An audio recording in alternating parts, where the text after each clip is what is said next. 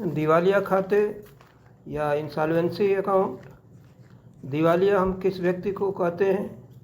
जो व्यक्ति अपने दायित्वों का भुगतान करने के लिए असमर्थ हो, उसकी संपत्तियां उसके दायित्वों का भुगतान करने के लिए पर्याप्त न हो, तो ऐसे व्यक्ति को हम दिवालिया व्यक्ति कहते हैं।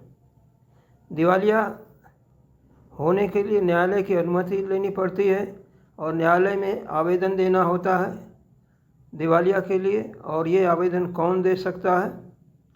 कि जो व्यक्ति खुद दिवालिया होना चाहता है वो, या उसका कोई लेनदार, यानी जो जिसका पैसा दिवालिया व्यक्ति के ऊपर बकाया है, वो जा सकता है न्यायालय में, आवेदन करता है।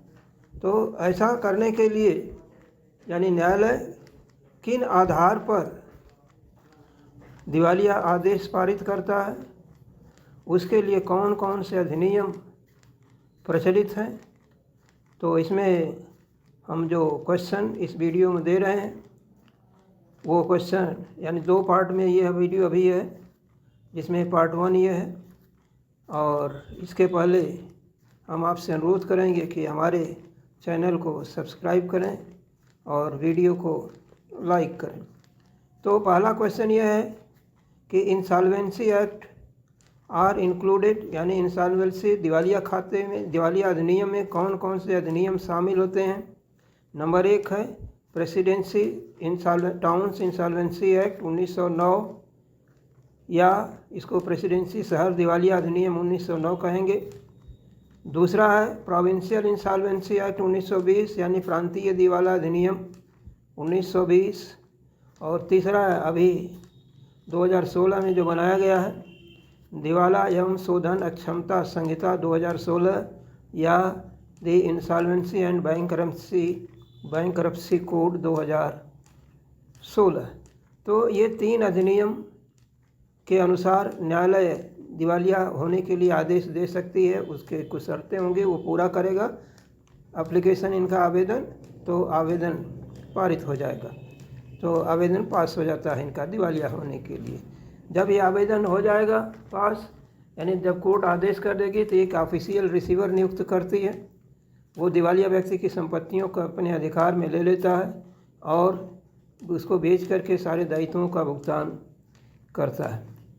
इसके बाद भुगतान होने के बाद जो कमी पड़ जाती है, जिन लेनदारों का भुगतान नहीं हो पाता, उनके लिए क्या करते हैं कि ये दिवालिया व्यक्ति को एक सर्टिफिकेट प्रमाण पत्र दे देते हैं और दिवालिया व्यक्ति को मुक्ति का प्रमाण पत्र दे दिया जाता है, और वो व्यक्ति दिवालिया होने के पश्चात अपना नया आर्थिक जीवन व्यतीत कर सकता है। दूसरी तरफ जिन लोगों का पैसा बकाया था, नहीं मिल पाया, उनका ये पैसा बैड डेट्स या अशुद्ध ऋण हो जाता है।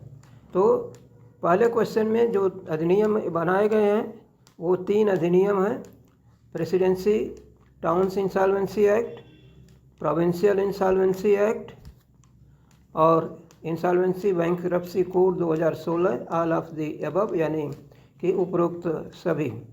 इसके बाद दूसरा क्वेश्चन है कि कौन सा कथन ये, विच स्टेटमेंट इज ट्रू, कि a person is said to be insolvent when his assets are insufficient to pay his dues.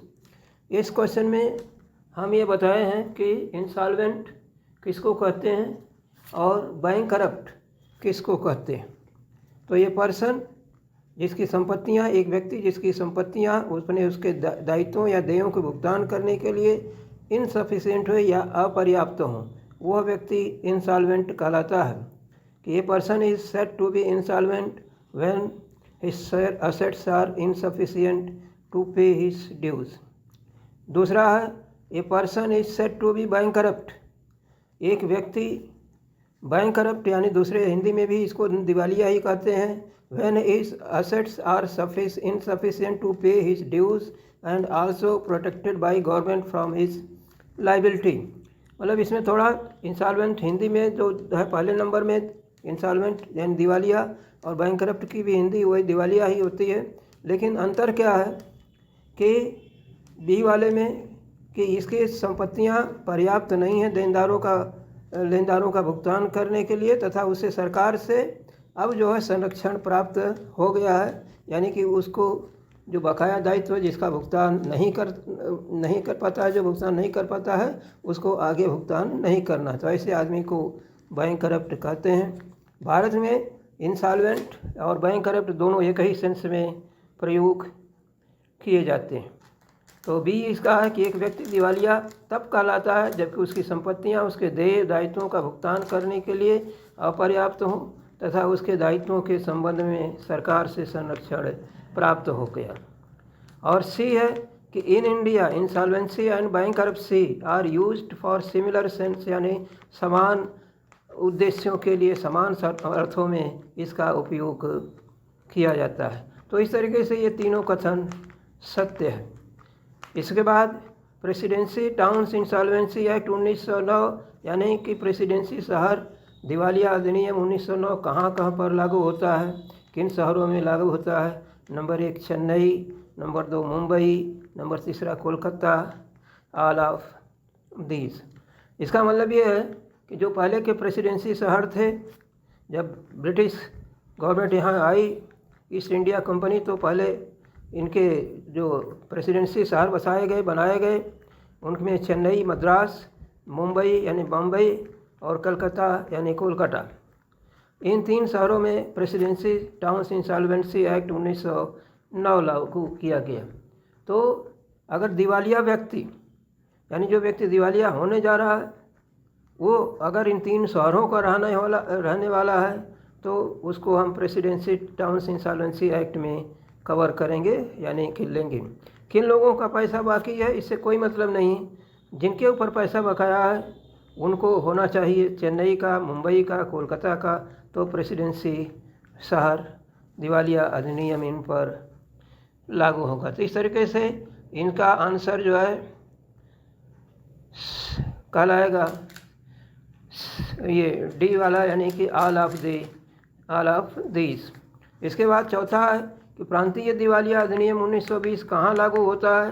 Number 1 है प्रेसिडेंसी शहरों को छोड़कर संपूर्ण भारत में, यानी अगर दिवालिया व्यक्ति प्रेसिडेंसी शहर का रहने वाला नहीं है, यानी कि बी जिसमें चेन्नई, मुंबई, कलकत्ता शहर दिया गया है, वहाँ कर छोड़ करके रहने वाला व्यक्ति है दिवालिया व्यक्ति, तो वो उस पर प्रांतीय दिवालिया अधिनियम 1920 यानी 1920 लागू होता है। तो इस तरीके से प्रांतीय दिवालिया अधिनियम कहाँ लागू होगा, प्रेसिडेंसी शहरों को छोड़ करके। दूसरा है चेन्नई, मुंबई, कलकत्ता शहरों को छोड़ करके। तीसरा कि यदि दिवालिया व्यक्ति चेन्नई, मुंबई, कलकत्ता शहर का नहीं रहने वाला है तो इस तरीके से ये तीनों आंसर यानी उपरोक्त सभी सही है।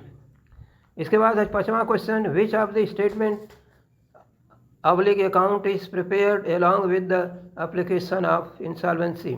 आवेदन देने के साथ साथ जो दिवालिया होने के लिए आवेदन दिया जाता है उसके साथ में कौन से विवरण, एप्लीकेशन के साथ में कौन से विवरण दाखिल किए जाते हैं, यह जो है कौन कौन से विवरण दिए जाएंगे दिवालिया व्यक्ति के लिए।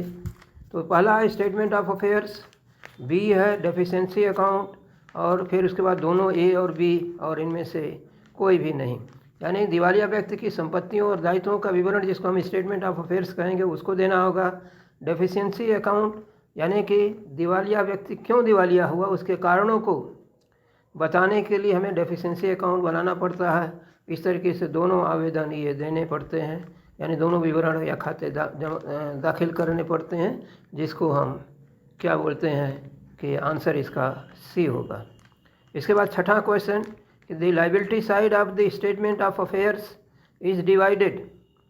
जो स्थिति विवरण है या ये स्टेटमेंट ऑफ अफेयर्स है उसके लायबिलिटी साइड में लायबिलिटी दिखाई जाती है, और ये लायबिलिटी जो है किन कैटेगरी में बांटी जाती है, 4 श्रेणियों में बांटी जाती है, जिसको हम list A B C D के नाम से जानते हैं। तो लिस्ट ए में नंबर 1 है अनसिक्योर्ड क्रेडिटर्स। लिस्ट ए यानी ऐसे लेनदार जो पूरी तरह से असुरक्षित हैं, यानी जिनके लिए कोई असेट्स या संपत्तियां बंधक नहीं रखी गई, वो लिस्ट ए में शामिल की जाएंगी। लिस्ट बी में वो लेनदार या वो क्रेडिटर शामिल होंगे जो फुल्ली सिक्योर्ड हैं, यानी कि जिनके लाइबिलिटी कम है और जो संपत्तियां इनको बंधक रखी गई हैं सुरक्षा के लिए वो ज़्यादा है, यानी कि सिक्योरिटी ज़्यादा, लोन कम, तो ऐसे लाइबिलिटी को, ऐसे क्रेडिटर्स को हम लिस्ट बी में शामिल करते हैं।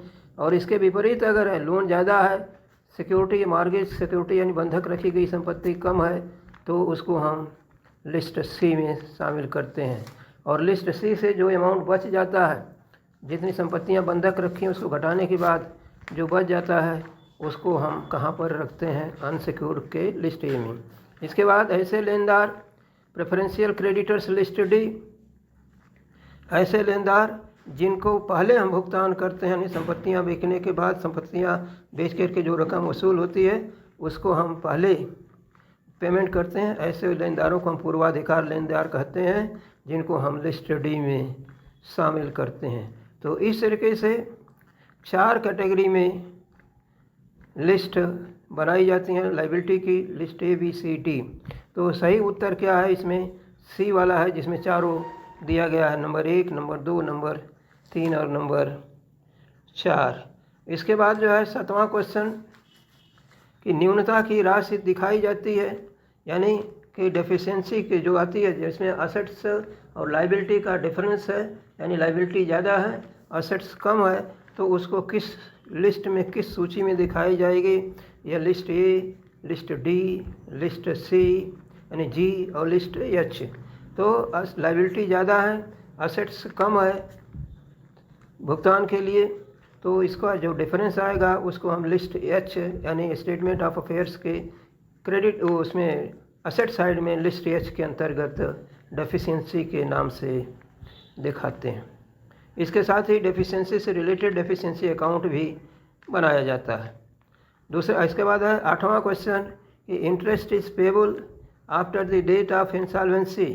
दिवालिया होने के बाद का ब्याज अगर देय होता है तो उसको भुगतान करना नहीं है या करना है। इसके बारे में क्या है कि if the receiver makes a recommendation, यदि जो रिसीवर है, ऑफिशियल रिसीवर जो संपत्तियों को बेच करके रकम प्राप्त करता है, अगर वो संस्तुति करता है तब क्या भुगतान किया जाएगा?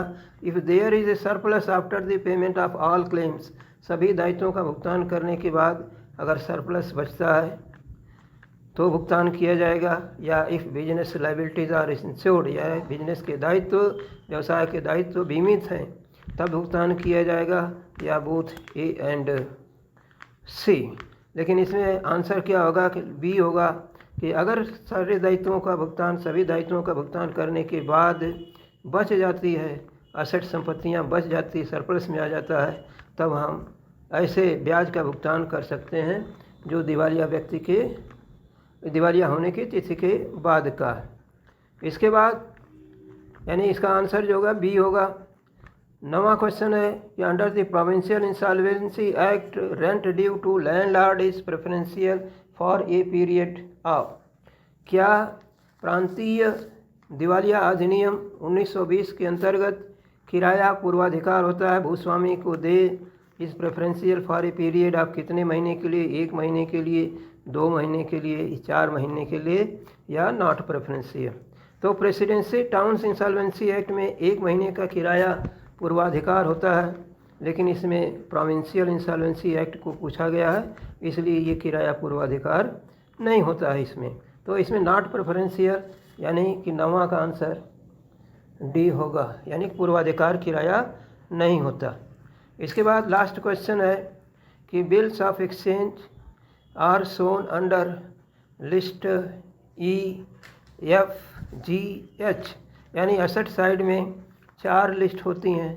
लिस्ट ए होती है, लिस्ट असेट साइड में लिस्ट ई होती है सन्ड्री एसेट्स के लिए, लिस्ट एफ होती है बुक डेप्ट्स के लिए, और लिस्ट जी होती है बिल ऑफ एक्सचेंज के लिए, और लिस्ट एच होता है डेफिशिएंसी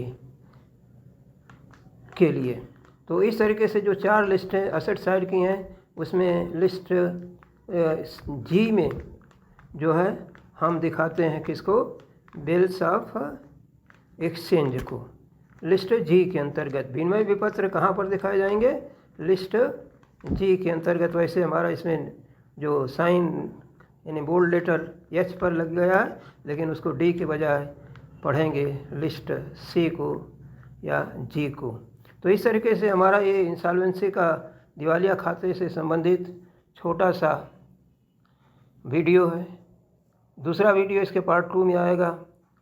तो इसमें हम एक बार पुनः रिक्वेस्ट करेंगे कि आप इसको लाइक करें या सब्सक्राइब ना किए हो तो सब्सक्राइब करें। धन्यवाद, शुक्रिया।